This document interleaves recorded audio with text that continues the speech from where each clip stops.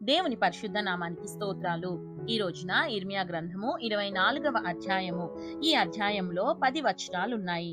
బబులోను రాజైన నెబుకద్నెజరు యూదా రాజైన యెహోయాకీము కుమారుడగు యెకొన్యాను యూదా ప్రధానులను, శిల్పకారులను, కంసాలులను యెరూషలేము నుండి చెరపట్టుకొని బబులోనునకు తీసుకొని పోయిన తరువాత యెహోవా నాకు చూపగా, యెహోవా మందిరం ఎదుట ఉంచబడిన 2 గంపల అంజూరపు పండ్లు నాకు కనబడెను.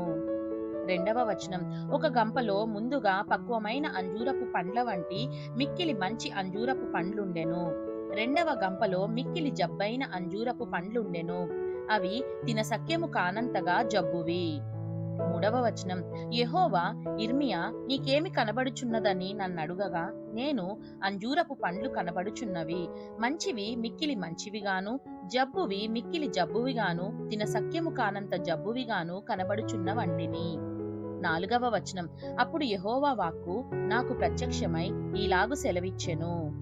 ఐదవ వచనం, ఇశ్రాయేలు దేవుడైన యెహోవా ఆజ్ఞ ఇచ్చున్నదేమనగా, వారికి మేలు కలుగవలెనని ఈ స్థలము నుండి నేను కల్దీయుల దేశమునకు చెరగా పంపు యూదులను ఒకడు ఈ మంచి అంజూరపు పండ్లను లక్ష్యపెట్టునట్లు లక్ష్యపెట్టుచున్నాను.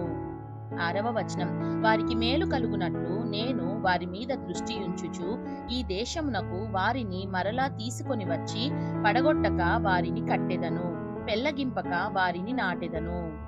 ఏడవ వచనం, వారు పూర్ణ హృదయముతో నా యొద్దకు తిరిగి రాగా, వారు నా జనులగునట్లును నేను వారి దేవుడనగునట్లును నేను యెహోవానని నన్నెరుగు హృదయమును వారికిచ్చెదను. ఎనిమిదవ వచనం, మరియు యూదా రాజైన సిద్కియాను అతని ప్రధానులను, దేశంలో శేషించిన వారిని, ఐగుప్తు దేశమున నివసించు వారిని మిక్కిలి జబ్బువైనందున తినసఖ్యము కాని ఆ జబ్బు అంజూరపు పండ్ల వలె ఉండజేసెదనని యెహోవా సెలవిచ్చుచున్నాడు.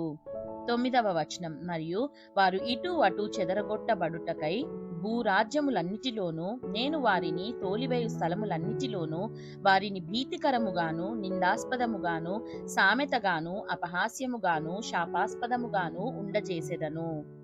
పదవ వచనం, నేను వారికిని వారి పితరులకును ఇచ్చిన దేశములో ఉండకుండా వారు పాడైపోవు వరకు నేను ఖడ్గమును, క్షామమును, తెగులును వారిలోకి పంపెదను.